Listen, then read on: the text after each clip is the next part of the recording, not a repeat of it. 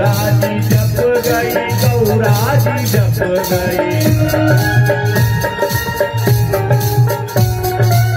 मिल गए डमरू वाला, जपेगा कोई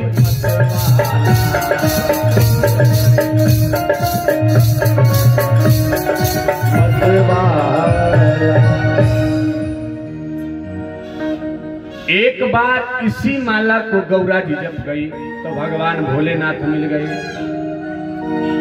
इसीलिए सदा जीवन में आदमी को क्षण क्षण भगवान को धन्यवाद ज्ञापन करना चाहिए।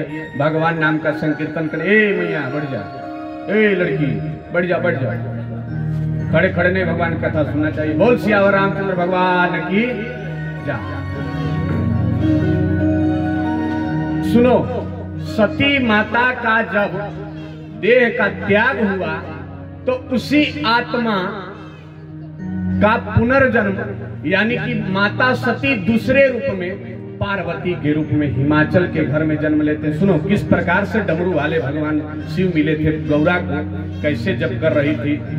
तो जब सती का देह अवसान हुआ, देह का त्याग कर दी, तो वही शरीर वही आत्मा जा करके हिमाचल के घर में माता मैना के घर में पार्वती के रूप में जन्म हुआ।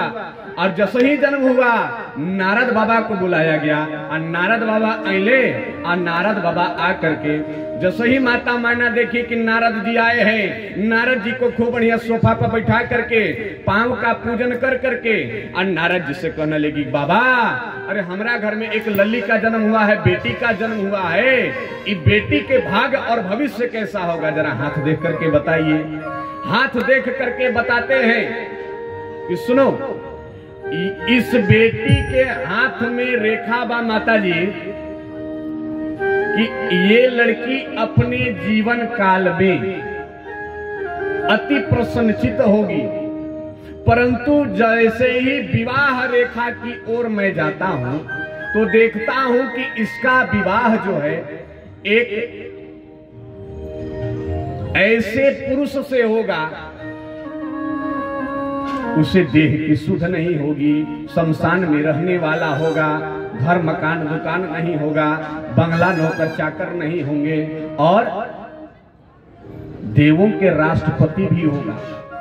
माता मैना जैसे ही सोचती है, विचार करती है, न घर होगा, न मकान होगा, न दुकान होगा, अधनग्न रहने वाला, जटिल होगा, भयंकर रूप धारण करने वाला होगा।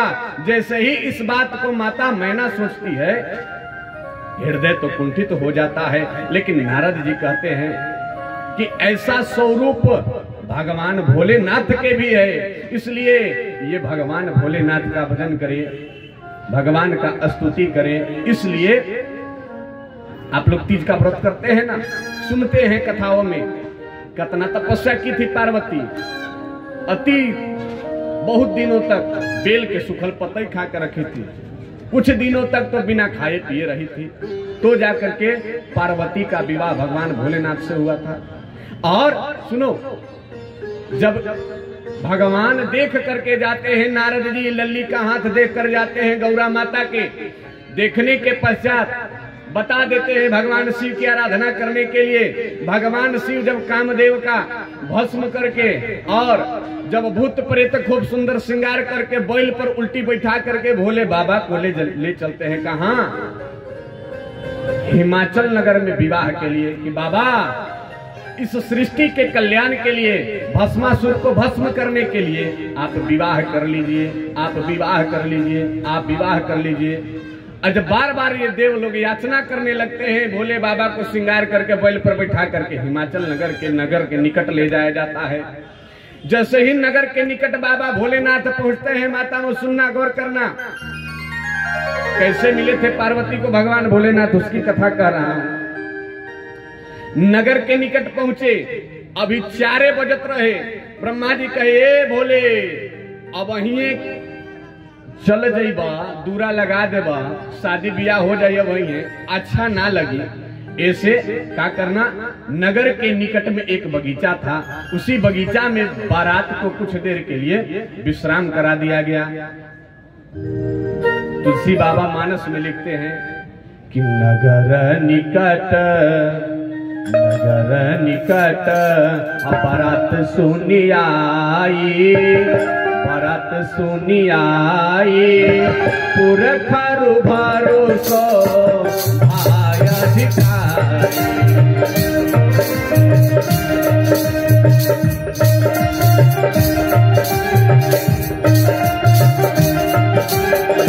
नगर निकट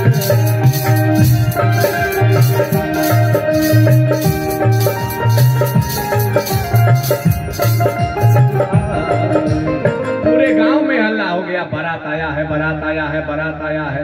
अब भगवान जिस बैल पर बैठे थे ना, उन नंदी को कहे बेटा 21 दिन चलत चलत थक गेल होगा, एक काम कर, हइये बगीचा में जाके तू कुछ खा पी ला। और गया नंदी महाराज। और नंदी महाराज देखिए, आजकल के भी बैल होते हैं, चरने जाते हैं, करते क्या है, चरते हैं। लेकिन भगवान शिव के जो बसो है नंदी महाराज, जा करके और करने क्या लगे, एक फूल खाएं और 4 फूल ढाएं, एक फूल खाएं और 4 फूल ढाएं, और रौंद दिए पूरे बगीचे को।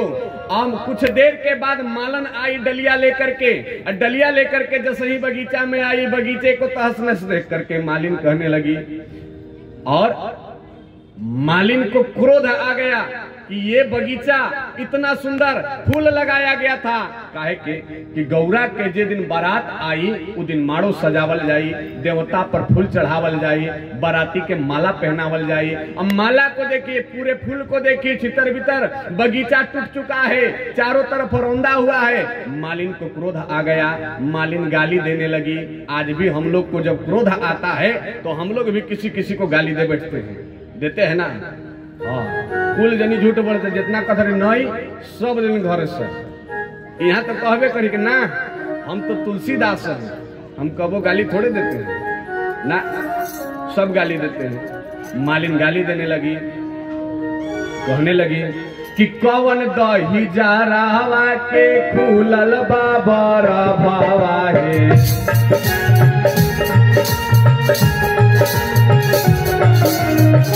कवन दही जा रहा के खुलल बाबा भावा है, या के कैले बाबू झाड़ के माई।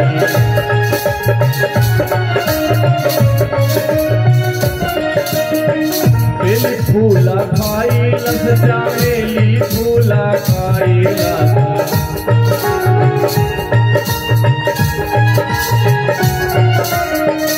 सब फूलवा कैले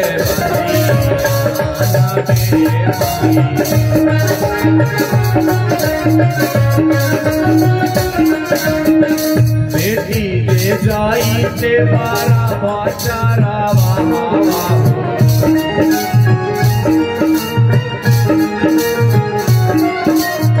बेटी दे जाई ते बारा बाचारा बाहो,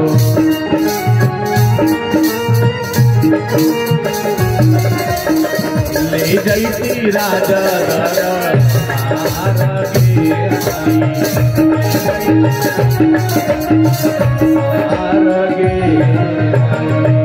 मालिन गाली देने लगी, किसका बैल खुल गया, बगीचे को तहस नहस कर दिया है, किसका बैल खुला, किसका बैल खुला। अब मलिनिया यही विचार करते करते इधर उधर देख रही थी। अब मलिनिया मने मने सोच रही है, अरे जिसका बैल खुला है ना वो आज मिल जाए, उसको पकड़ करके राजा के दरबार में ले जाकर कठोर से कठोर दंड दिवे की। हाँ, अब मलिनिया यही विचार कर रही है। अब विचार करते करते देखी कि बैल धीरे धीरे बाहर निकल रहा है, और भगवान शिव के रूप देखी कैसन, माथा पर जटा है, जटा में गंगा है, चंद्रमा विराजमान है, मुंड के माला है, हाथ में त्रिशूल है, डमरू है, कंगन है, विचित्र रूप भगवान शिव के देख करके सोची कि मदारी के बैल बा, यही मदारी के बैल बा। अब मालिन देख करके भगवान भोलेनाथ के मदारी वाला, अरे तोरे बैल हो, तोरे बैल बा। अब भगवान शिव करे के देख राष्ट्रपति के मदारी बुझतिया। बाबा ने कहे कि सुनो, बैल के करबा ई सब बात बाद में होई, पहले ई बतावा कि गांव के तू बेटी हो कि पुतो। भगवान भोलेनाथ जो सही इतना कहे, मलिनिया कह रही कि हम बेटी हई कि पुतो, तोरा का मतलब? तो बाबा कहते हैं अगर गांव के होकबू बेटी तो लगबू साली, अब गांव के होकबू पुतो हो तो लगबू सरहज।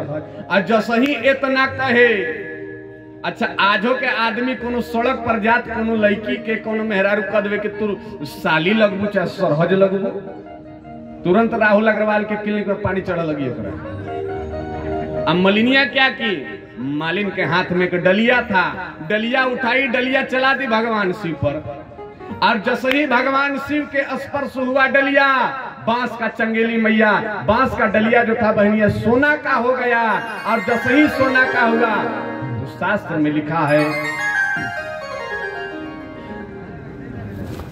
पुष्पम दृष्टवा फलम दृष्टवा दृष्टवा चानव यौवना एकांत कांचनम दृष्टवा कस्य नु चलती मनः। अरे खूब सुंदर फूल देखने के बाद, अरे आदमी कितना हो पढ़ा लिखा ज्ञानी संत महात्मा कविंद्र फकिंद्र कुछ भी हो उससे मतलब नहीं है। सुंदर फूल देख करके आदमी का मन आकर्षित हो जाता है, चलायमान हो जाता है। कतनो बढ़िया भोजन करा दीजिए, लेकिन पलामू झारखंड में बिहार में ऐसा ऐसा फल है, खास करके हमारा भारतों में ऐसा ऐसा फल है, खाली नाम ले लेवल जाए तो मुंह में पानी आ जाला। का हो कतना हो बढ़िया पंडित जी के पूरी सब्जी रसगुल्ला दूधौरा भर पेट खिया दी, अब कह दी इमल कह दिया जल्दी मुंह में पानी आ जाए, चल लगी चटपटा जी। तो पुष्पम दृष्टवा फलम दृष्टवा दृष्टवा चा नव यौवना। और एक सुंदर पुरुष एक सुंदर स्त्री को देख करके एक दूसरे के विपरीत के प्रति आकर्षण हो जाता है। और क्या कहते हैं, एकांत कांचनम दृष्टवा कस्य नु चलती मनः। और एकांत में रुपया पैसा सोना चांदी रुपया आभूषण देखने के बाद धनवान से धनवान व्यक्ति का भी मन चलायमान हो जाता है। अच्छा एक बात बताइए, समुचित धन आपके पास हो, मान लीजिए 50,000 रुपया पॉकेट में आप लेकर के जा रहे हैं, 1 रुपया का सिक्का सड़क पर मिल जाए गिरा हुआ, तो क्या लात मार कर निकल जाएंगे या उठा कर रख लेंगे? ईमानदारी से बताइएगा, उठा कर रख लेंगे ना? हाँ, कहते एकांत कांचनम दृष्टवा कस्य नु चलती मनः। एकांत में रुपया पैसा को देख करके सबका मन चलायमान हो जाता है। और डलिया जब सोना का बन गया तो मलिनिया डलिया पर देख रही है। तो बाबा लिखते हैं कि साली सरहजिया के नाता वाला गवले बाबा,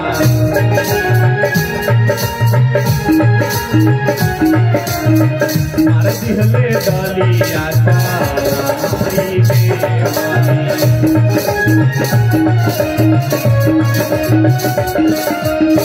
बांस के चमेलिया सोना के होई गईले हो।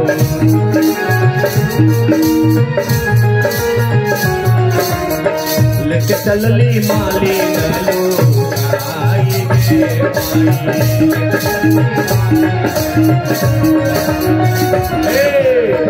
मलिनिया अचरा में लुका करके वो डलियावा को, और डलियावा को अचरा में लुका करके चली वहां से भाग।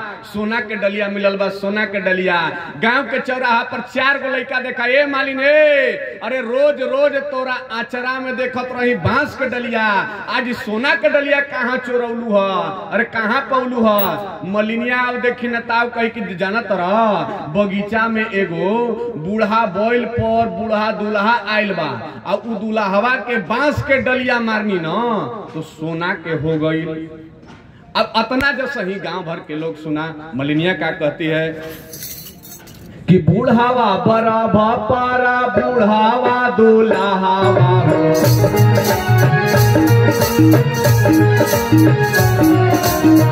बूढ़ावा बड़ा भापारा बूढ़ावा दूल्हावा हो।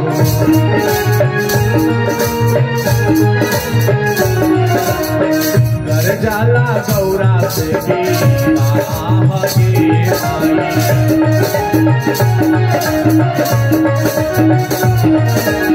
सही कही मलिनिया, ये गौरा से विवाह करने जा रहा है, गौरा से विवाह करने जा रहा है। सुना आदमी कि डलिया चला के मारे सोना का हो गया, और गांव भर के कुल लोग गदगद। जब गांव के बॉर्डरे पर सोना के कारखाना आ गए तो सोनार के दुकान में कौन जाई हो। अब गांव भर के लोग का किया, जेकरा जौन चीज मिलल झांपी दौरा थरिया लोटा उठौलस।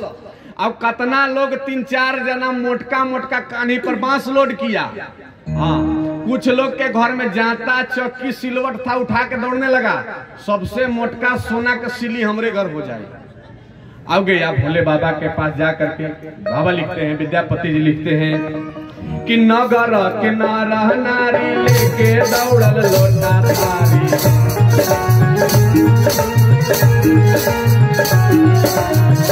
ऊपर चला ले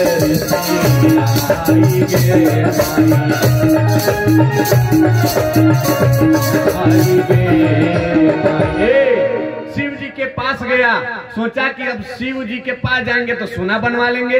अब जाने के क्रम में देखो भगवान भोलेनाथ के अगल बगल में 2 भूत खड़ा था। और जानते हो भगवान शिव के बारात में कैसे कैसे भूत गए थे। अरे केहू के भर दे आंख तो आंखें आंख, भर दे मुड़ी तो मुड़िए मुड़ी, अब भर दे हाथ तो हाथे हाथ। अब केकरो हाथ न गोड़ न अलकतरा के डराम लेकर खड़ा। ऐसा विचित्र भूत। एक भूत ने देखा, कहा ए बाबा, अरे ये दौरा लेके आवतरन, एकरा में का बा, काहे के गांव वाला आवतरन। बाबा कहे भूतो ना भविष्यति, तुमको मालूम नहीं है दुनिया में आज तक किसी का ऐसा विवाह नहीं हुआ है, वैसा ही मेरा होगा। कहे कि मतलब कि सब के बारात में नाश्ता कहाँ मिलेला माता जी? समियाना में बैठला के बाद, समियाना में खड़ा होला के बाद। लेकिन भगवान भोलेनाथ का बारात में देखो भगवान भोलेनाथ क्या कहते हैं कि सबके नाश्ता मिलेला समियाना में बैठला के बाद, लेकिन हमरा के नाश्ता मिल जाए हमनी सबके कब? आवतरन दौरा में लेके चलते चलते नाश्ता मार ली हो जाए। हाँ, कुल भूत गदगद। 2 भूत के देह में आंखें आंख रहे। कहले ए बाबा, उ तो दौरा में नाश्ता बा, आई मोटका मोटका कान्ही पर कालोट करके आवतरन सब। तो बाबा भोलेनाथ कह के सुना, ढेर बोले बतियावे का नहीं खे। ई जे कान्ही पर लोड करके आवतरन, इन नयका डिजाइन के रामदेव बाबा का चम्मच चलल बा, जेकरा के धुआं ढकराई ओकरो पे कोच कोच के खियावा जाला। बोले के कुछ नहीं खे। आज जब सही गांव के लोग नजदीक पहुंचे बाबा, अब गांव के लोग में मात्र 5 कदम की दूरी रह गया। तबले एक छोटे बुकी लेकर निकलल, 5-7 बरिस के निकल के अब पीछे तकलस। अहो चाचा, अहो बाबा, हये दुलावा के मारे बा। अब बाबा आओ देखे न ताव कहे भूत प्रेत पिचास डाकनी पिचासनी हाकनी अटेंशन। सब लोग कहले कि का हुआ? कहे कि हम तो सोच रहे थे कि दौरा में मिठाई आ रहा है, लेकिन नहीं नहीं नहीं, यहाँ तो पिटाई आ रहा है, यहाँ तो पिटाई आ रहा है। अब क्या लिखते हैं, तब बाबा ने अटेंशन किया सबको कि बिरनी उसकवले बाबा हरा उसकवले,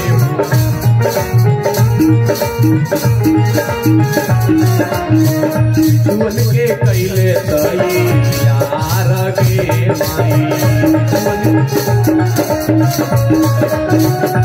सुन के कैले तैयार के माई।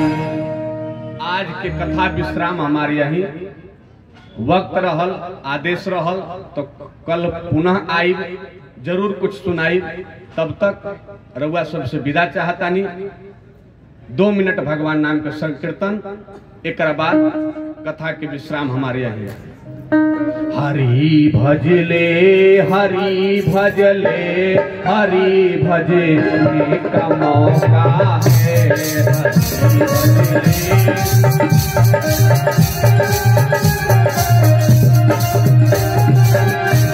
अभी भजले अभी भजले का मौका है।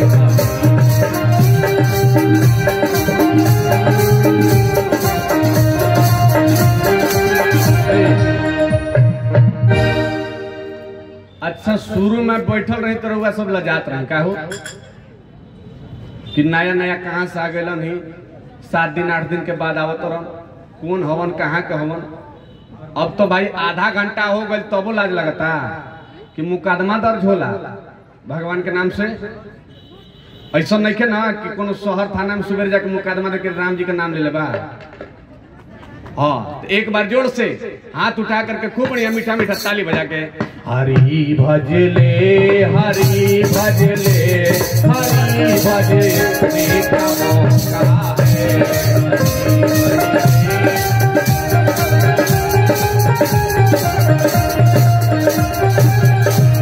अभी भजले अभी भजले का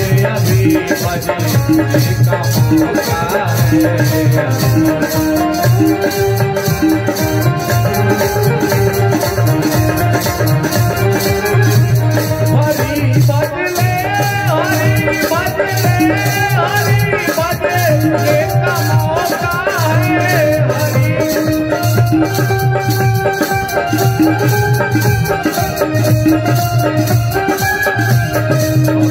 भजले अभी भजले अभी भजले का मौका है।